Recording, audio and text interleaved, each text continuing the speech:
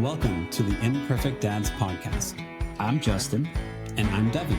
We believe dads care deeply about their family and kids, but they don't always have a space to discuss what their life looks like. Our podcast is a space for dads to discuss the ups and downs of fatherhood. And how they feel like they're holding it all together. Or how they're not. Thank you for joining us for this episode.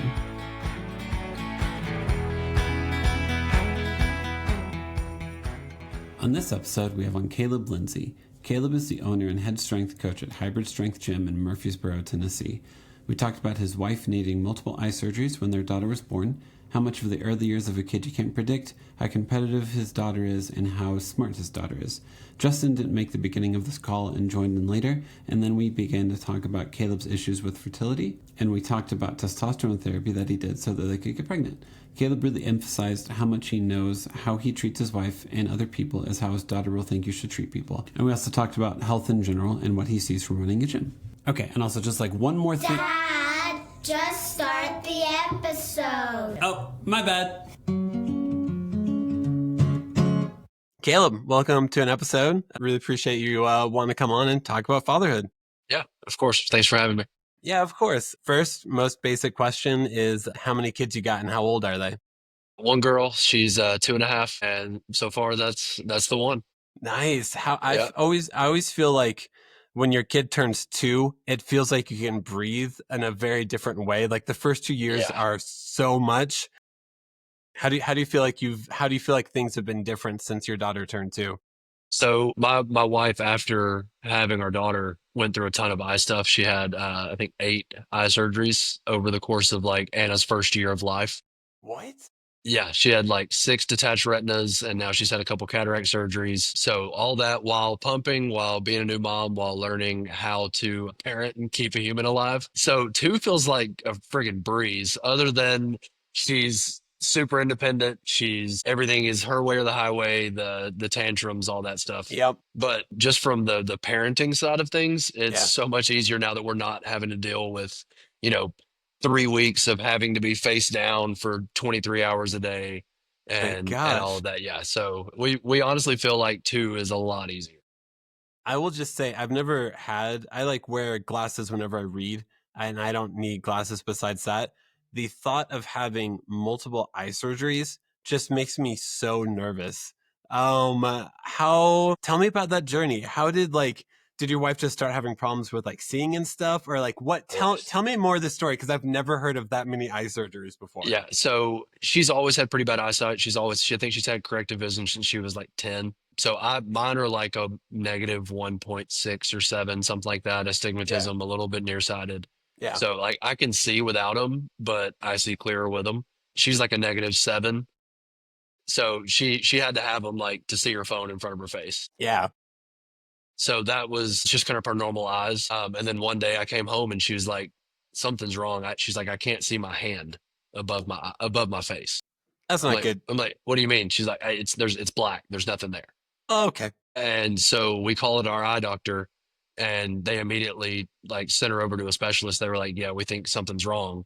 So she was in surgery the next day, and one thing led to another. She's 30 at the time, and she heals too fast. So we developed scar tissue too fast. Basically, like they do this surgery in people that are 65 plus. Okay. Where it takes 6 to 8 months for the scar tissue to recover. So it gives the retina time to re-harden and solidify. She was developing scar tissue at like week 4. So it was basically just like poking a hole through wet paper again. So it would just keep tearing and keep tearing. And yeah, it took a year and a half to get finally cleared of everything, and she's good now.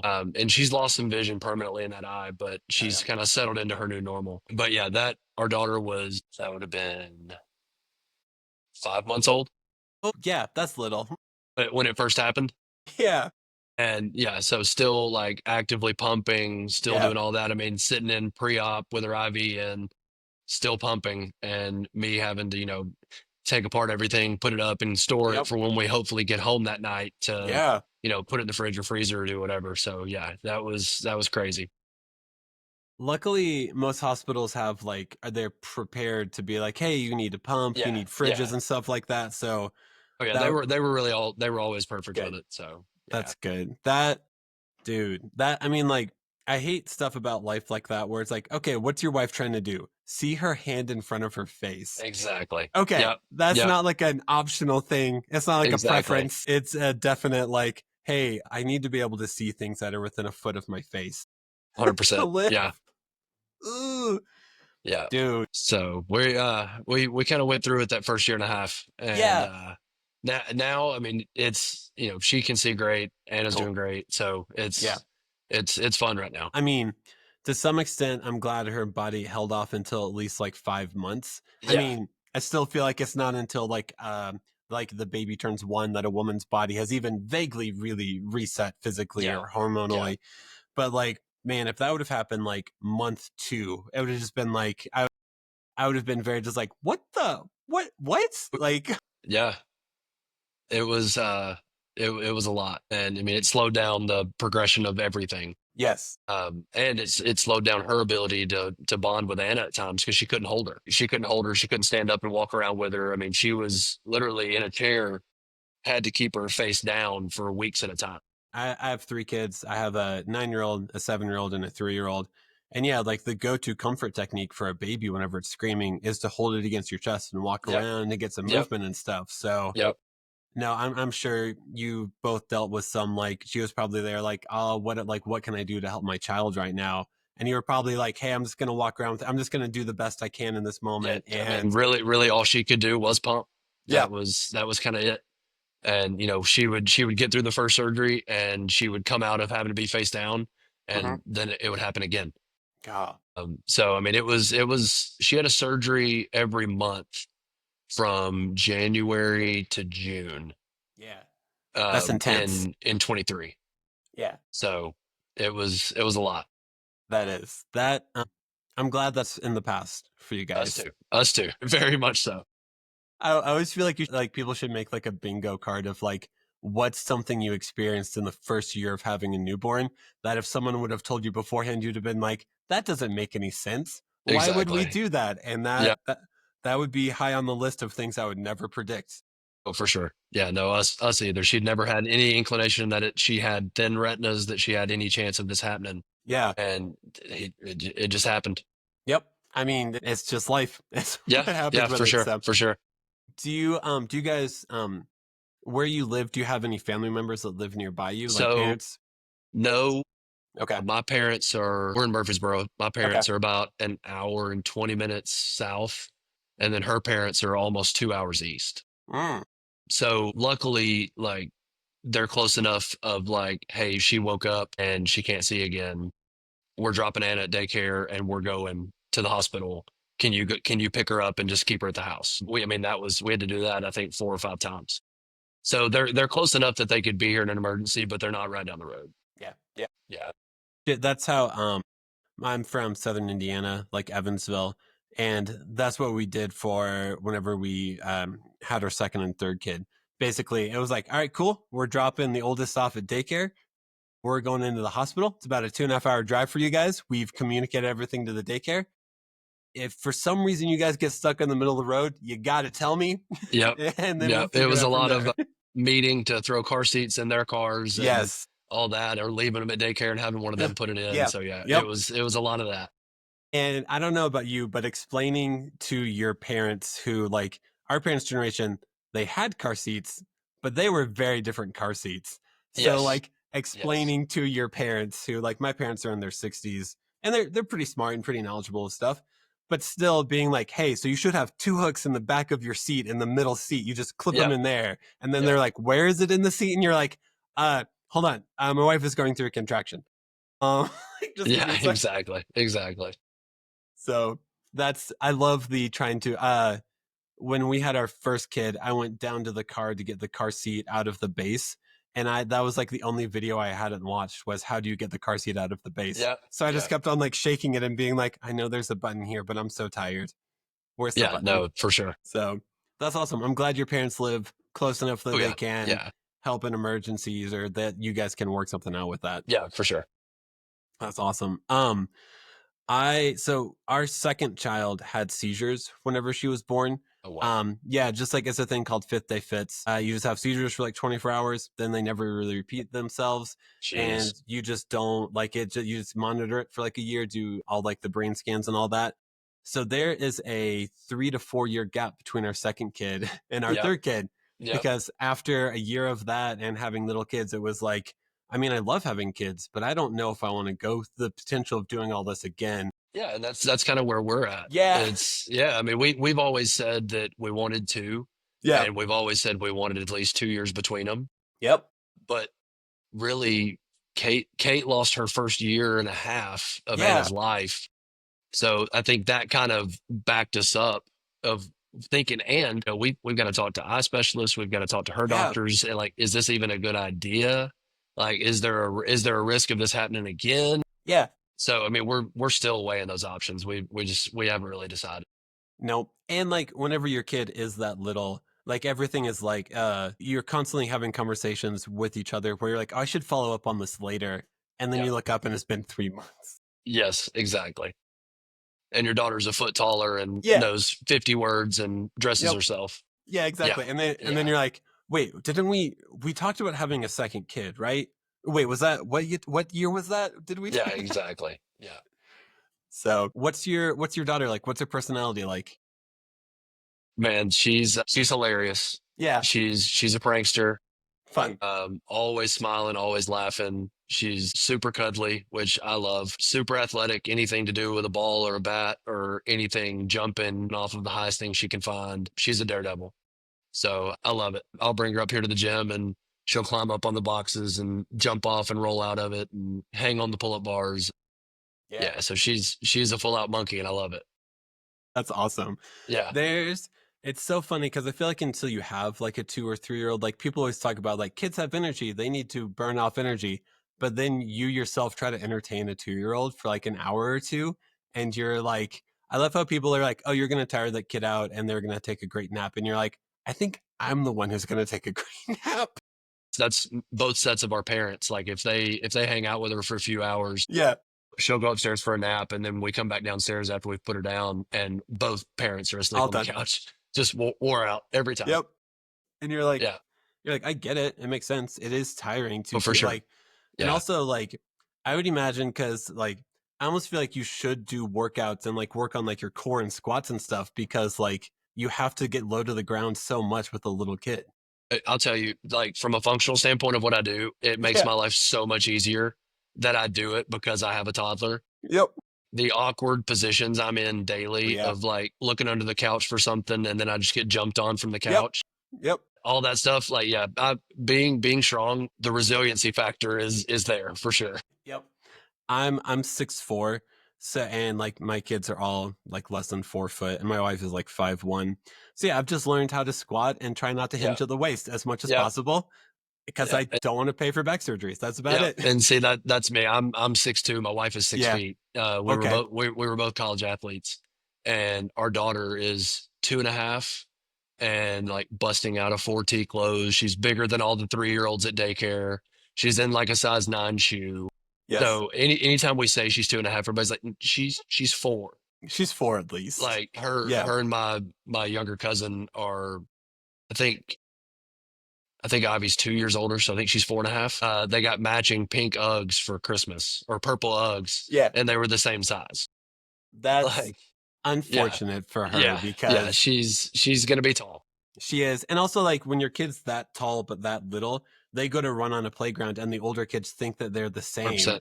And 100%. then you have to go up to like the 4-year-olds and be like, she's not the same as you guys. Like Oh yeah, for sure. she's much littler. Please be more gentle with her. Well, and because she's the same size, she's like, oh, I Yeah. can do what they're doing. Yeah. Like if there's a 20-foot slide, she's climbed to the top and she's gonna go down it. Yep. And you're not gonna tell her no. You're just gonna be at the Nope. bottom to catch her. Yep. So she's fearless. And then you're also like, okay, no, but seriously, I know you can't grasp this. They have 2 more years of hand-eye coordination than you. Yeah. Yeah. They are going to be better at this than you. 100%. Is she? I think competitiveness starts to show itself around like 2.5. Does she seem competitive? Yeah. She got it honest. It doesn't matter if it's like folding a napkin. I'm competitive, Okay. and my wife is too. So Yeah, the personality, she got it from both of us, Okay. and it shows. It's weird to see your personality traits and your wife's personality Mm-hmm. traits like come to life. Yep. Like I'm super OCD about Okay. everything. My daughter's the same way.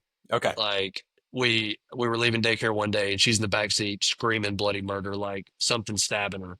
So I jump out of the truck and run around, and one of her sleeves had gotten rolled up and she couldn't get it down, Yep. and it didn't match the other side, Yeah. and she was losing her mind about it. Yeah. So yeah, the personality is 100% me, and then she has her mom's eyes, her mom's smile, and her like wittiness. So she's already like, pranking us at all times, and we'll say something. She's like, "No, that's not right." Well, okay, I Okay. was All I was right. trying to trick you into doing what I need you to do, but Yep. you're too smart already, so I Yep. can't trick you anymore. Like, the fake bites of things. Oh, yeah, yeah, yeah. No, Yep. you have to eat it. Yep. Like you get in the car and your kid's like, I want to go to the zoo. And you're like, sure, we're going to the zoo. You know you're going to Walmart. You're not going to the Yeah. zoo. Dude, she'll sit in the back seat and we'll take a left, and she's like, I don't want to go to school. Because we're She we're on knows? the road that her Yeah. school's on. She sees the stuff around her and she's like, Yeah. I don't want to go to I school. don't wanna I'm like, well, you're not going to school. We're going to eat Mexican. She's like, oh, can I have tacos? Yeah. Yeah. Yeah. You sure? But like she's so observant about everything that we can't get anything by her at all. There's no trickery. There's no like sliding hand. She sees everything. Yeah. I think my mom told me once, like, she was like, you know what really sucks? It's a blessing and a curse to have smart kids. Cause like, Yes. Yes. cause you like your daughter's using critical thinking and Oh, it's 100%. it's exhausting because Oh, she's and she actually uses it smart. against you. Yes. Yes. That's exactly how she is. And you can't be like, no. Think critically when it benefits me, not whenever it means I have to explain myself more and I'm already tired. Exactly. Yeah. It's like I have a dairy and a gluten intolerance, and she'll like go to give me a bite of something I can't have, and I'm like, I can't have that. She's like, yeah, you can. Just get it. And I'm like, no, I can't have that. And she goes, oh, because of your stomach. And I'm like, yes, because of my stomach. She's like, oh, okay. And then we're done with the conversation. Nice. Yeah. Justin, you just joined the call. Yeah. Justin, you just joined in on the call. Can you enlighten us the dad reason of why you're like 20 minutes late to this call, or what your night has looked like? Because I feel like that's appropriate for a dad podcast. Well, I've got that three-year-old and a 3-month-old, and the 3-year-old wanted her mom to be put down, and she raises hell if she doesn't get that. And I think she's just really wanting the attention and the extra snuggles from her mom, because she doesn't get to do that with our 3-month-old being around. Haley is always with that 3-year-old and having to take care of him. That Jada just is just dying for the affection from her. So yeah, she wanted to be put down by mama, and she was fighting it. I don't know if that is how you guys are. My wife is, obviously still new to we're both still new to the 2 children, so she's having a hard time trying to do it by herself. Yeah. We've only got the one. That's what we've talked about. If we had another, like ours is so clingy to both of us that I think that would be a big struggle with a second. Yeah. Is having that attention divide. And I'm an only child, so Okay. yeah, it's always I can say that my dad missed one game when I was 9 because he was in the hospital with appendicitis. That's And fair. he's seen every other organized game of a sport I've ever played. That's That's great. And great. I would love to be able to say that Yeah. for Anna when she's done with sports. I'd love for her to be able to say that. And knowing that if we have a second, then obviously divide and conquer. Like that, I don't know. That's one part of it still just weighs on me of having another, not being able to devote fully to her the way Yeah. that my parents weren't able to do with me. I mean, because it is a reality. Whenever you add Yeah. more humans to any scenario, it gets Yeah. messier. Yeah. For And sure. You you- can't For you sure. can't divide yourself. You can't. Still working on that cloning machine. Still working Yes, on it. 100%. But that seems Good. to be the hardest thing from transitioning from that 1 to 2 is trying to figure out the bedtime routine and trying to be able to do it by yourself. Because Haley has to go to Michigan later on this year. Really? So like I need to get my shit together, or at least have my mom and dad coming down to help. Start putting some note cards around the house. Yeah. Yeah, I know. So we did, Caleb, my 2 oldest are 23 months apart. realistically, for the first year of the second kid's life, we co-slept with her. And then for our oldest kid, we just put her bed in our room for a couple of months. Because we were just like, you know what, this is going to be a temporary thing. I have no idea if this is the right thing to do or not, quote unquote, the right thing. But what I do know is that for our oldest daughter, we try to put her in her room all by herself and say, go to sleep now. And it never turns out well as she watches the rest of her family leave the room. Yes. Yeah. To go. And then whenever there's problems, I'm like, okay, Devin, put yourself in her shoes. You're sitting in a room with your family and everyone else suddenly just leaves. Yeah. How do you feel? Probably isolated, alone, and a little scared. Yeah. That's like Anna. She's codependent to sleep. Yeah. Like up until about 3 weeks ago, we had to lay in the floor with her Yeah. while she was in her crib until she was asleep. So one of us, whoever was in there that night, would end up in the floor asleep until 9 something. Yep. And the other one would come get us. So just now she's finally like rationalized that she's safe and we're there and her monitor's there and she can like call us if she needs us. So just now she'll let me lay her down and then sit in a chair until she goes to sleep, and then I can just walk out. And half the time we end up falling asleep in the chair anyway. And she's like, last night my wife came in there at like 9:15 and I just had drool all over me. I'm like, she's like, how long ago she go to sleep? I'm like, man, I don't know. I don't know.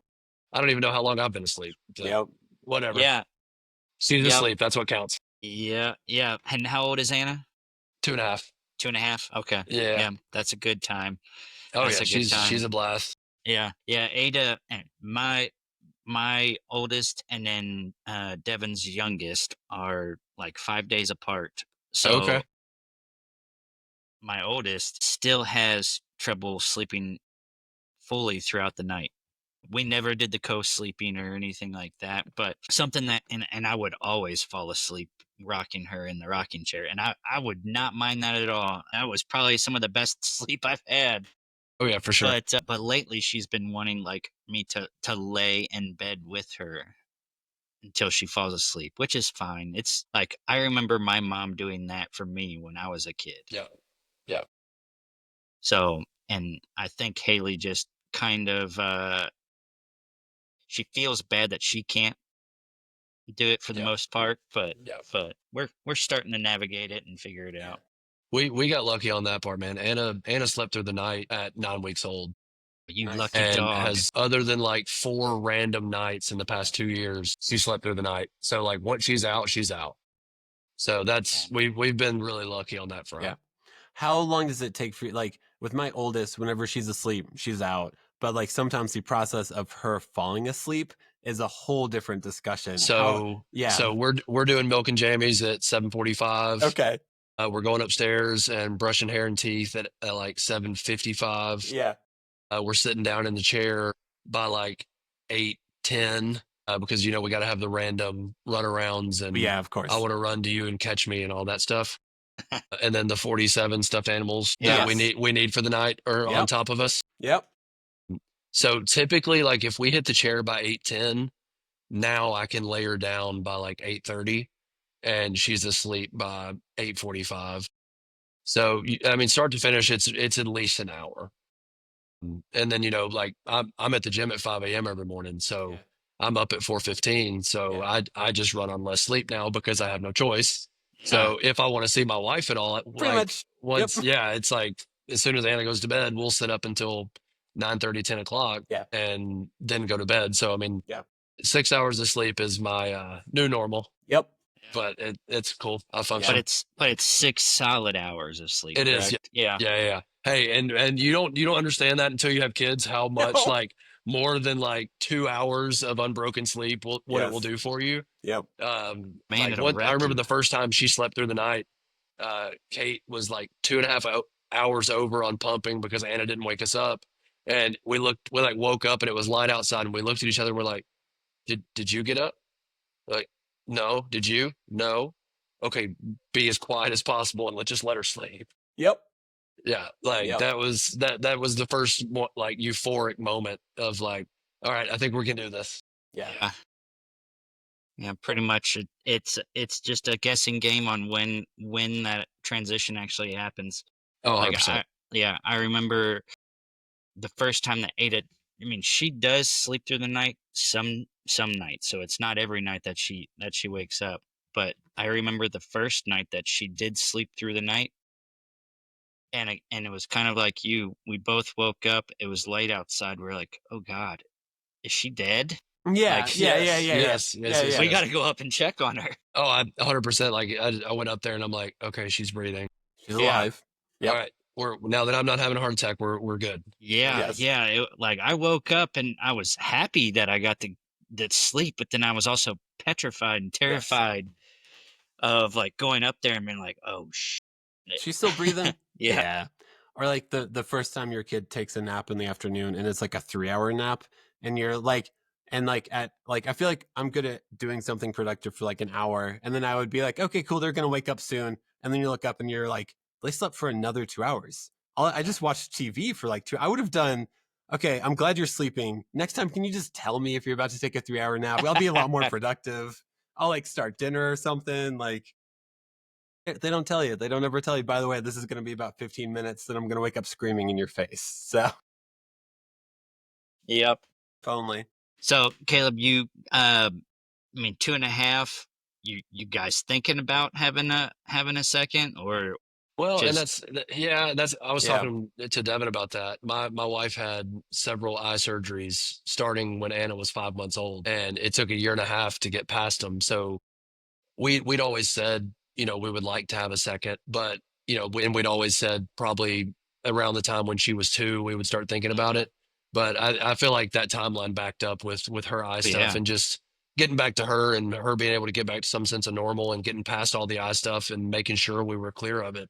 And, then just talking to doctors and is this a good idea? Could it happen again? Mhm. was So the eye we're kind stuff of, because of the they don't pregnancy? think they were directly connected. Her retina specialist hinted that it could have been because of some of like the hormone changes right after delivery that could Mhm. have messed with her retina somehow, but they don't think it was because of, her in labor or anything like that. So from a labor perspective, they think she would be okay. They don't know what caused it, but it was, correlation causation. It was right after Anna was Yeah, born. So they didn't know if that was part Yeah. of it or not. They couldn't really say. Yeah. gotcha. So, we're kind of navigating that. We've said we would want another one, but obviously we got to take that into account.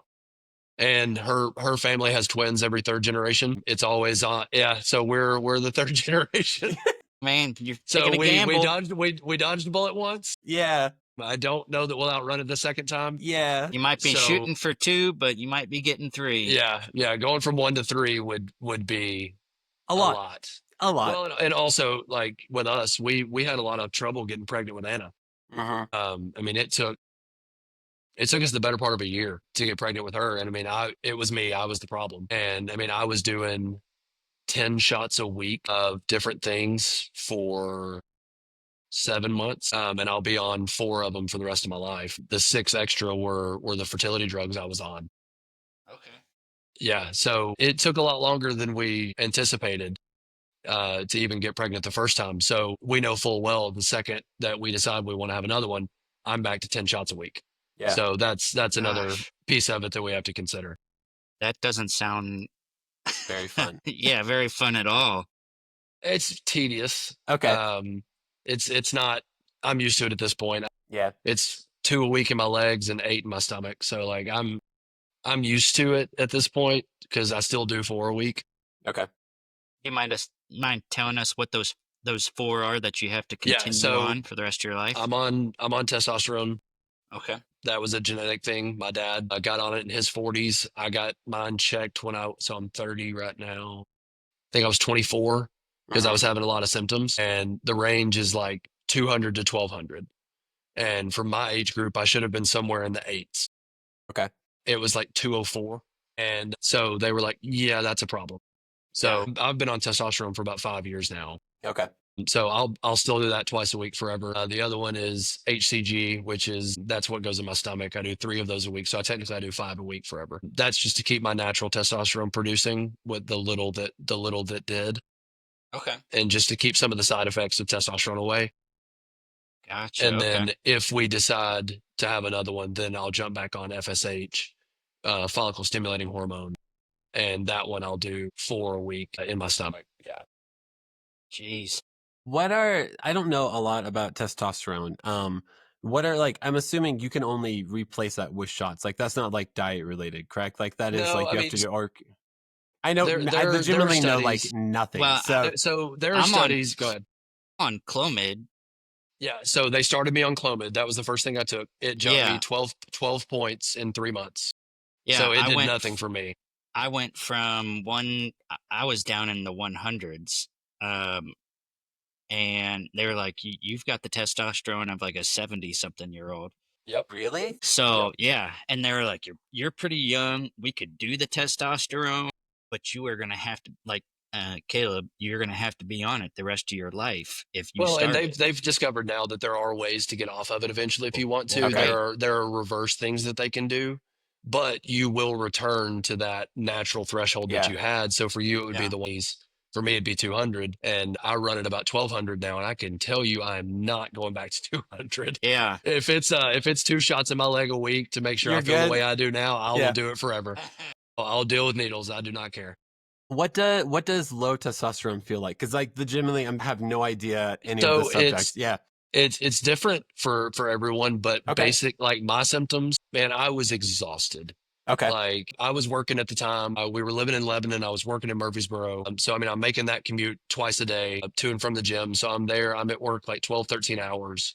If I didn't have 1,000 milligrams of caffeine and a 2 hour nap, like I couldn't get through a day. Dude.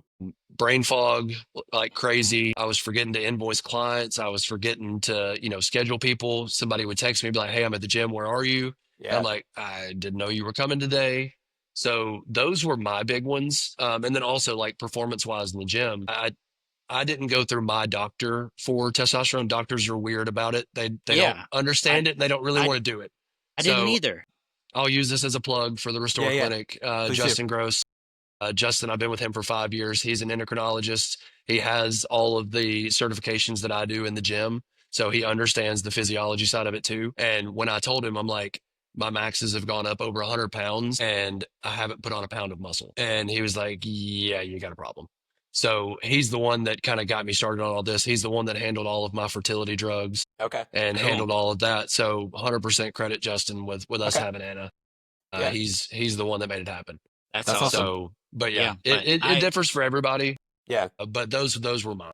Okay. I can attest to the doctor thing Yes, because when they probably told you like, well, you're in range. you're in range. Yep, exactly. Yeah, and I'm You're like, in range. I'm in range for an 85-year-old. I'm 25. Yeah. Yeah. Like I'm not Jerry Yeah, sitting at now- the nursing home. Like Yeah. I Now, have a granted, life. like when I went to the doctor and I got my testosterone checked, I was in the 300s, but still, I think 700 is where you like. yeah. Should So be. at You 3, should be at. they don't want to do anything. Yeah, and they were like, Yep. "Yeah, you don't need anything." And Exactly. if he says no, then there's really not much you can do. And that's kind of what I thought So- too, until I found Justin and found the Restore Clinic. Yeah, And that's what they do. I did the That's- Tennessee Men's Clinic, Yeah. Yeah. Okay. and he was great. He was just like, "Hey, we can do the testosterone, we can do the shots, or we can do that cream that you have to put in like, Yeah. And the inside cream your is, legs." yeah, and they've actually seen with the cream that it's super easily like transferable. Yes. So like if And- you wash your laundry with your wife's, No. then Well- yeah. well, If you I- like don't thoroughly wash your hands like and touch your kids, like you can Yeah. get it on Yeah. them. So Yeah. I told them that I had a 2.5-year-old at the time, and then I was about to have another one, and he was just like, "Don't do the cream because Exactly. yeah, you've got 2 little ones, and we have no idea exactly what can happen." Yeah. Yes. So And they have shown that there's a lot of transferability from it. yeah, which- Makes a ton of sense. For sure. For Yeah. sure. yeah, Also, that's just I'd rather stick a needle in my leg than Yeah. Rub mess cream. with. Yeah. Yeah. Yeah. I'm good. yeah. Did having since you do you like own a gym or what's your Yeah. career currently? Yeah. So I'm a strength and conditioning coach. I own a gym in Murfreesboro. We do some personal training. I started out in PT and rehab and started on that side. Okay. So we see a lot of, former CrossFitters, former athletes that have long injuries. We work with older adults that have osteoporosis, any kind of like post-surgical care, knee and shoulder replacements, stuff like that. And then since I played college sports, I try to be the me that I didn't have. I'd never touched a weight. If you can hurt it, I have, and just found a way to rehab it and keep playing. I didn't touch a weight until I got to college. Okay. And even then I was just stupid and did it wrong. Yeah. Yeah. So we work with a lot of youth athletes we've got a kids class that goes from like 6 to 10. And then which is basically what PE should be. And then we've got our athlete group that starts at 11. If they're mature enough and if we think they can hang, that goes through our high school. And then as our kids age into college, they'll be back in the summers. So we work with some college athletes now and some stuff like that. Yeah. Where's your place located? I'm in Murfreesboro. The easiest way to say it is I'm across from the country club. Okay. I'm right on Broad Street as soon as you get off of 840. Okay. So yeah, we moved into this location about 2 months ago, and yeah, so hopefully we'll be here for a few years. All right. Well, I'll check it out. I drive past it every single day on my way to work because I live in the downtown Murfreesboro area. Okay, so when you're on Broad Street heading to 840, we're directly across the street from Hackett Brothers. Okay. Yeah, black building, red door. Okay, awesome. Yep. I'll stop by and say hi. Bring it on. I mean, I would imagine if you had testosterone issues and you were that exhausted as you sounded like you were, I would imagine my first thought would be, oh, I need to work out more. And you clearly probably didn't need to work out more or lift more weights. No, were you 100%. How frustrated were you? Like, I would be mad at my body if I'm doing the stuff, I'm lifting weights, I'm active. Like, why am I so exhausted? Exactly. Yeah. Did you feel mad at your body? I would feel mad at my body. Yeah, that was a big part of it too. It was just, lifting is my release. I'm here so much with other people, and I program for 200 people weekly, and I'm doing all these things within other people's performance. Like, I feel like I need to have skin in the game, and I need to be pushing towards a goal and showing that a goal can be reached, just so that I can show them the same way I try to do with parenting, that the way I treat my wife is how I want my daughter to expect to be treated and demand to be treated when she's older. Yep. So in the same function of that, I want to live what I preach here, and something in my body was not letting me do it. And 100%, as soon as I got on, within 6 months, it's like the results started showing. The things that I was striving to be able to do, I was actually doing. Yeah. I mean, at that motivation. Point, I mean, at that point I was, I was probably around 220 pounds, and I got up to almost 270. Wow. Going into some powerlifting and some stuff like that. And now I'm back down to 220. And honestly, I'm stronger and faster than I was in college. Yeah. And that's cool. Definitely am able to chase around a 2.5-year-old now. And that was part of it. That was part of it for me. I finally, I had a joke when I was that big that I wasn't going to run unless it was bigger than me. Yeah. And I saw my daughter running one day, and I realized that being able to run around with her as much as she wants me to, and jump off of what she wants to, and be able to do everything that she wants to, not have to say no, that was bigger than me. Yeah. And so I'm down to 220 now, and I can chase her around forever.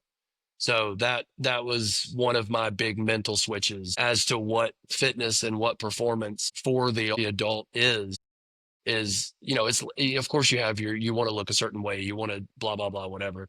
But for me at this point, it's to be able to do the things I love. And I love being able to chase her around and run endless laps around the house chasing her if that's what she wants to do.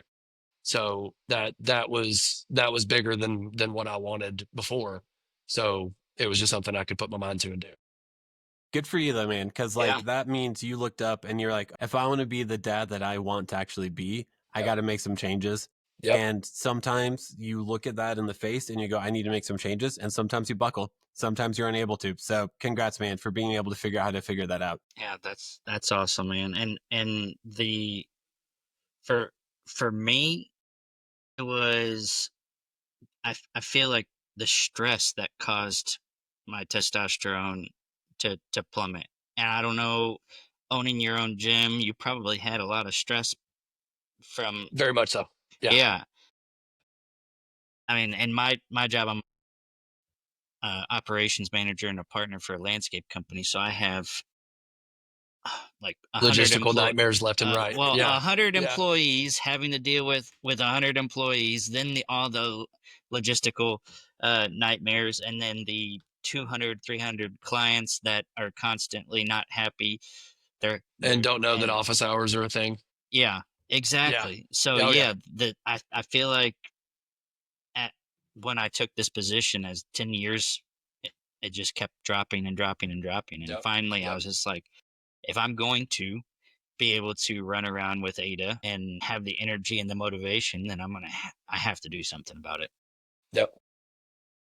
Yeah, no, I think it's when you before you have kids, like you have certain ideas of what you want to do and the kind of dad you want to be. And I think once they're here, you completely change and you see, what those most important things are. And those are the ones you fight like hell to make sure they stay.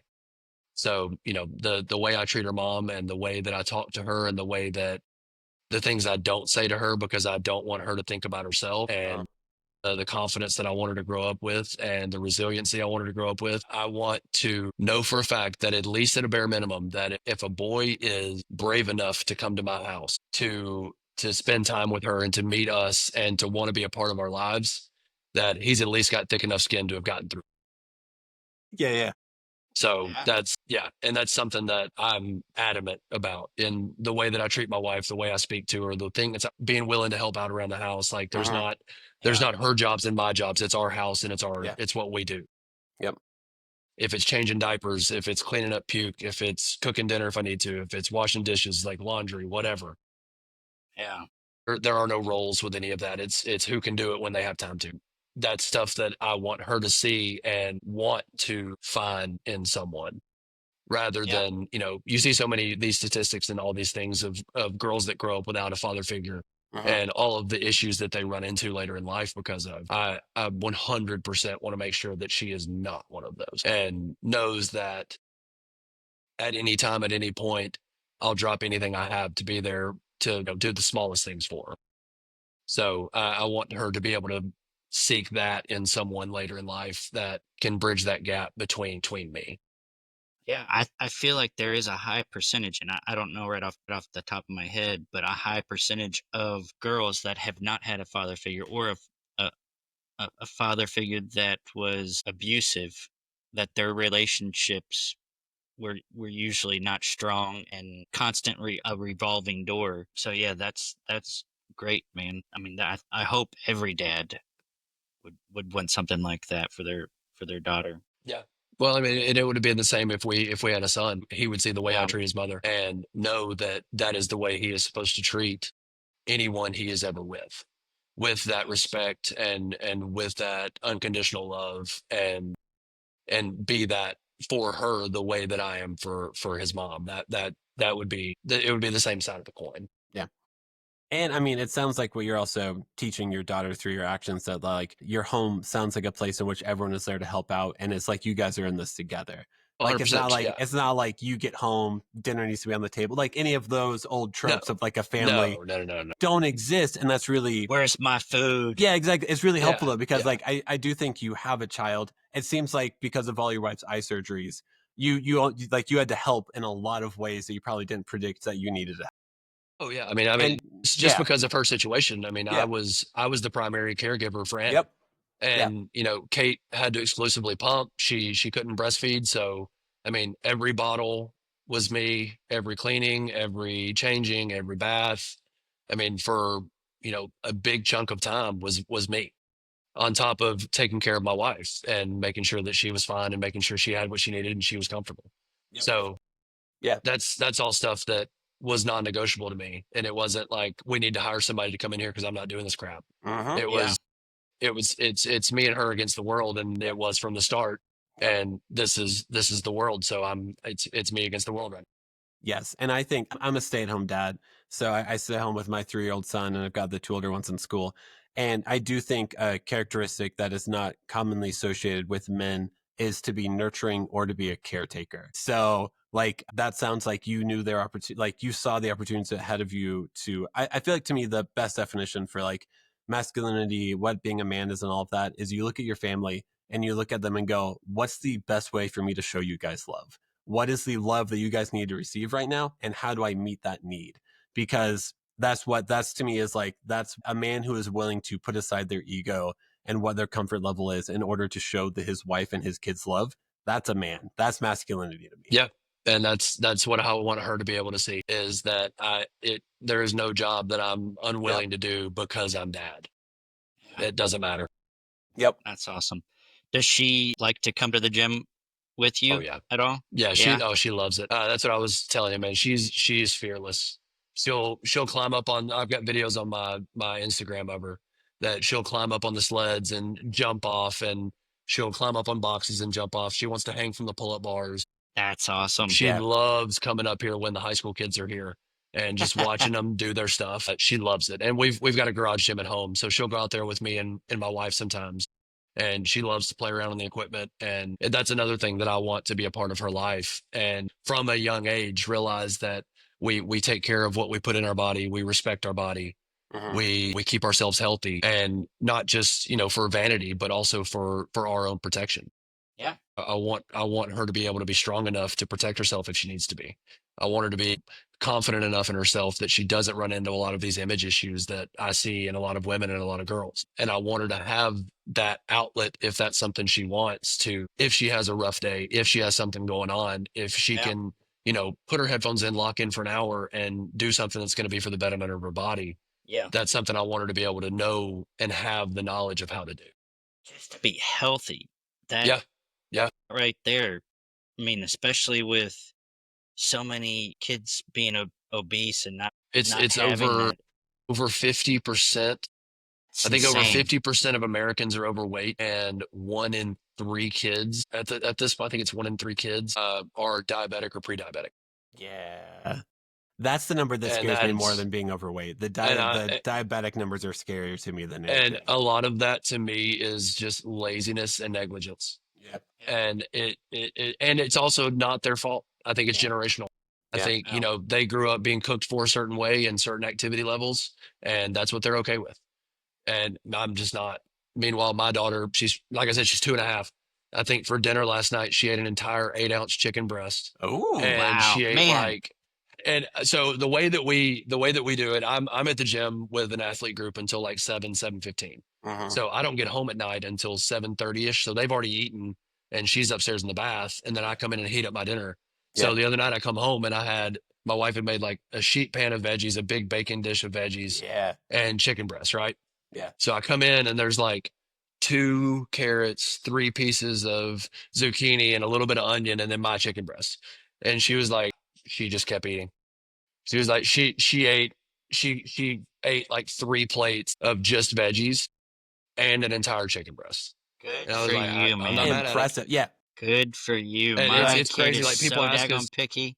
oh man, like people ask us what her favorite food is. I'm like, broccoli, like grilled chicken, like what, steak.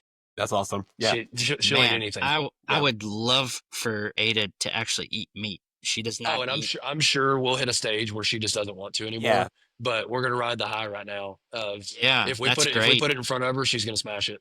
That's awesome. So yeah, we love it. I am a huge meat eater. I love I am too. Steak. Steak is my favorite thing. I had lamb chops tonight, which was awesome. And she does not eat anything. She'll eat like fruit, a little bit of veggies, and then she loves like a bread or a cracker or something like that. I do too.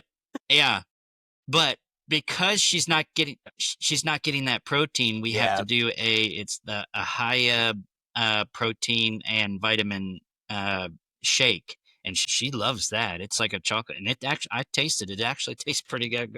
Well, that's like us. We've asked her pediatrician before, like, do we need to start her on any kind of vitamin? Like, I'm big on blood panels and making sure that we're adequate in everything we need to be just for longevity. And he was like, oh, well, what's her diet like? And I kind of listed it, and he goes, she's better than I do. No. Yeah. Like, okay. If you say so. Fine. Yep. So, but yeah, I mean, she still eats the goldfish and the yogurts, but we're real picky about what we put in the house. So it's, color-free, dye-free, it's organic stuff. It's nothing with fillers and sugars and stuff like that. So that's just what she's used to. Nice. I mean, I do all the grocery shopping. And you do think in your head, like, if I buy this, that means it'll be eaten at my house. Am I okay with people eating? Like, it's just that stupid, simple formula. Just because of the way that my schedule is, I usually have the middle of the day off. I'm like 5 to noon and then 4 to 7. So I pretty much do the bulk of our laundry and dishes and stuff, and I do all the grocery shopping. Yeah. So I'm kind of in that same boat. Yep. You walk around and you're like, a pack of donuts. If you buy the pack of donuts, that means you're going to eat the pack of donuts. Yep. I probably shouldn't buy this pack of donuts. That's what that means. 100%. Now, what do you think of all this, like the MAHA and the banning of the red dyes? And for me, I didn't know about a lot of these crazy things that were the ingredients that were put into our diets. Some of them I think get blown up a little, and I'm not a nutritionist. This is just studies that I've looked at, inferences that I've made with the knowledge that I have, and people I've talked to that are nutritionists and things like that. Some of them that they call so harmful, the dosages that you would need for them to be considered harmful are super high.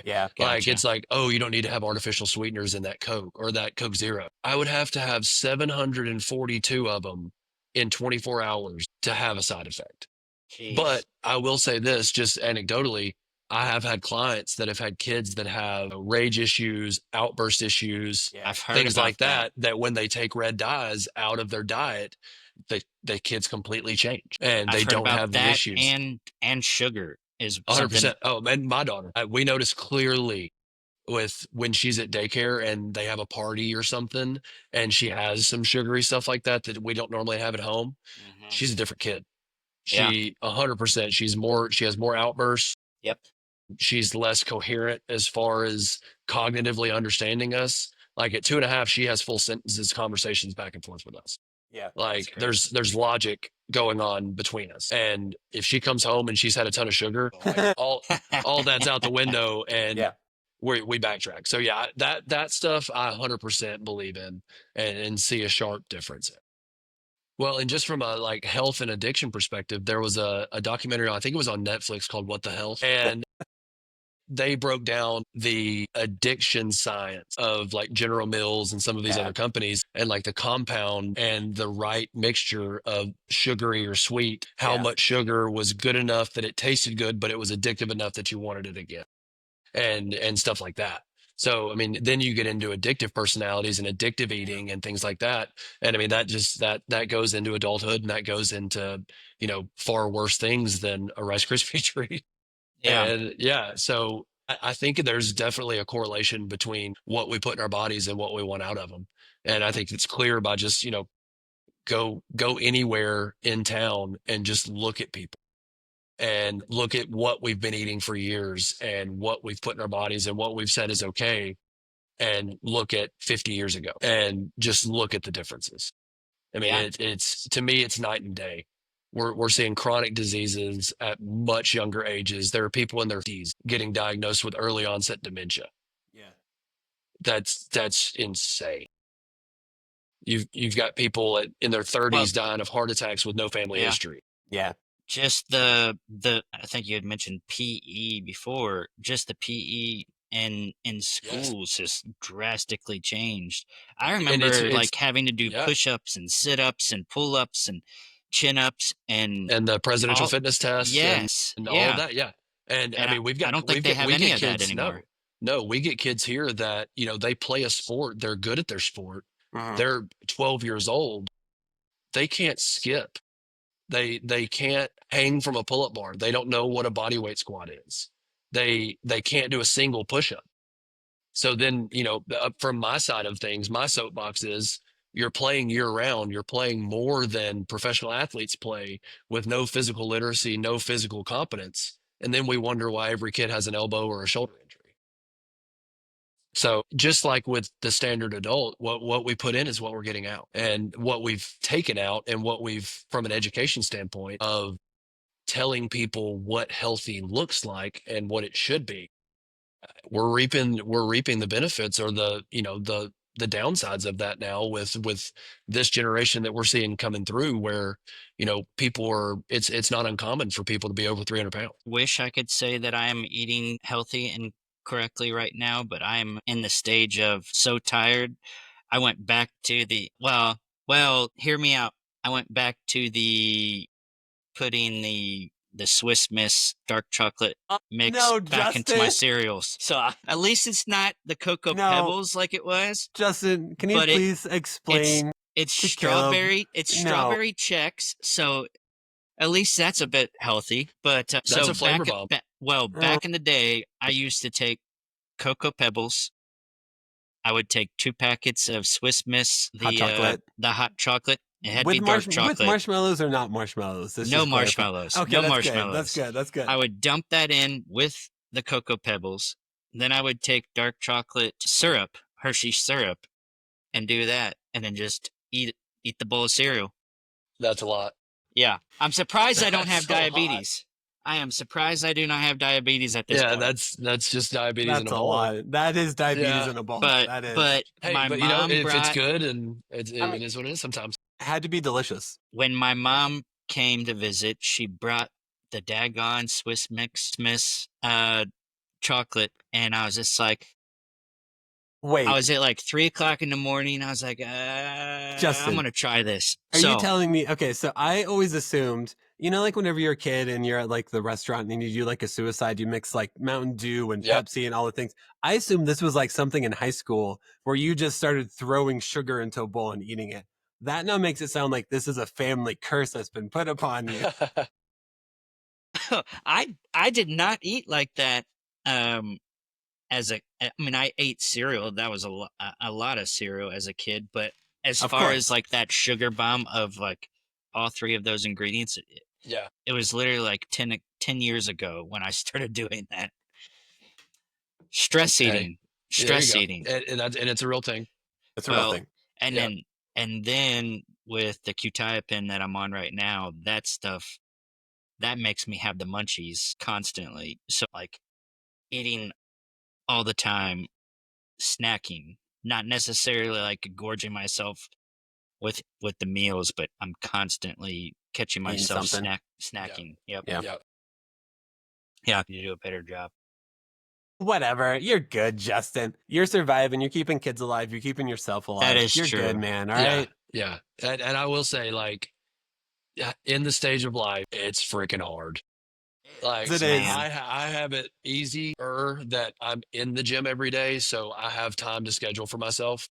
Like, if my wife can get in 2 lifts a week, because now that she's having to go back to the office, she'd worked from home for the last 5 years, and they went back in the office 3 weeks ago.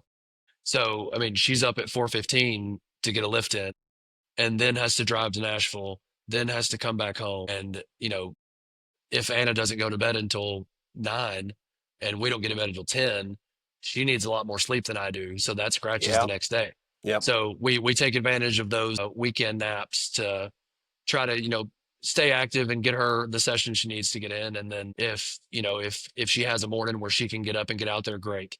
So this is a time to have some grace. Yeah, it is for sure. And I think a lot of people in my industry, especially that don't have kids, like the young influencer types of like 6 days a week, cold plunge, blah. Yeah. Like they don't get it. They don't understand what life looks like in this stage, and that you have to make some concessions, and you take advantage of the little bits that you have to do what you need to do, and then you just make as good of a choice as you can in the other ways. And it's it is what it is. Yep. Yeah. It's realistic. Yeah, having a kid, a lot of your plans just go out the window. Oh, 100%. Yeah. 100%. I'm going to be doing this today. No, you're not. Nope. Oh, yeah. Yeah. Well, even if you're like, okay, it's a Saturday afternoon, I bet our kid will take a 2-hour nap. The last 2 Saturdays, they took a 2-hour nap. And here's what I'm going to do during that 2-hour nap. Oh, they slept for 30 minutes. I still really wanted to do those things I said I was going to do. Or that's like us this weekend. Yep. Anna is on the weekend, she's a 2.5 to 3 hour napper. Saturday and Sunday. Yeah. Neither Saturday nor Sunday did she go to sleep for 1 second. Yep. I was down with the flu. Okay. So I'm laid over here sucks. in the chair with 103-degree fever. And Kate was like, I need to get some stuff done while she naps. It wasn't happening. Didn't happen. So we just gave her a book, and she sat in her room and read a book for 30 minutes. And luckily, and let Kate go get some stuff done. And then I'm just sitting, dead in the chair. Can't really do anything, just trying to keep her from coming near me. Yeah. But yeah, I mean, your plans are always written in pencil. Yep. Yes, they are. Amen to that. How we end every episode, Caleb, is we ask every guest 5 questions to end out the episode. And Justin, whenever you're ready with the first question. Yeah. Did you have any backup names for Anna? We always knew middle names. We always knew her middle name was going to be Kathleen after my wife's mother. Okay. So no, Anna was kind of the one that we eventually settled on and liked it. And so no, not really, no. If we have another girl, I don't have a freaking clue what her name will be. That's awesome. Next question. Do you have a favorite TV or movie dad? Oh, honestly, I'm going to have to go with Bandit. Yep. There you go. Yep. Like, he's the do-it-all dad. He'll Yep. jump in and do anything, play any game, and always finds a way to get it done. So, and she's a Bluey fanatic, so I get a lot of exposure to Bandit. Yep. There you go. Yeah. You're constantly aware of which ways you need to be a better dad because you're watching Bandit be the 100%. 100%. You're like, what does this guy do? He doesn't do anything for a living. Told you, he's an archaeologist. I've already told you this, Justin. Yep. He's a dog who digs up bones. That's his job. I'm not joking. That is what his career is. Yep. Will we really find that out in the movie? That's that's right. I'm excited. I hope my kids are still into Bluey. If that movie comes out and my kids are done with Bluey, I will probably still go see that movie. Oh, 100%. 100%. Yeah. We went to the live action Bluey thing up at the TPAC in October, and I think I was more excited about going to see it than Ada was at the time. It's funny. It's almost every dad is like, oh, my kid went to sleep an hour ago. What are you doing? I'm still watching Bluey by myself. Yes. And crying? I don't know. Yep, that happens. I have some stuff to talk to some people about, apparently. Okay, good to know. Oh yeah, you have a daughter and you just automatically cry at everything. Yep, pretty much. Yep. Yeah. It's all good. Yep. All right. Next question. Do you have a least favorite kid show that she's watching right now that you're like, oh God, please, no, not again? Super Kitties. Super Kitties is so bad. It's so bad. It comes on after Bluey sometimes, and then she sees it and she wants to watch it, and I'm like, God. It's so bad. Now I check the guide, and if it's coming on next, I'll intentionally turn Bluey off before it goes off. That's awesome. So that way it doesn't pop up. I can't stand it. It's just it's so mindless. It's so bad. Yeah. I cannot do Super Kitties. It's so bad. I think also the second season they introduced superpowers or something like that. Yeah. It just makes it so much worse. Yeah, it's so 100%. Much worse. I love that. I love the thought of looking at the TV guide and I hope being grateful your kid can't read yet, so they can't read. Well, which ours shows a picture up in the corner. So I just have to make sure I don't click over to it because if I do, she sees God, kitties. Yeah. Then you've lost it. Then you've lost the battle. You've lost. Yes, 100%. Next question. What's a favorite kid's toy or activity that you do with Anna? She loves to go out in the yard, and I bought her a bat and a tee for her first birthday. She loves it. And then honestly, our dog's Frisbee. We have a golden retriever. She was the first baby. Nice. She's 6. Yep. So Anna's big enough now to run around with her and play with her. And any day that it's warm enough, as soon as she gets home from daycare, she wants to go out there and throw Frisbees with Josie. So that's awesome. Yeah. So bat and ball outside, or the Frisbee, or the Jeep. She loves the little drive around Jeep. That's awesome. Last question. Best parenting advice you've had or you've received? Probably be what she needs in every moment, not what you think she needs, which has challenged me a lot to not react in a way that I would react to a situation or a way that would get me to feel better in a situation.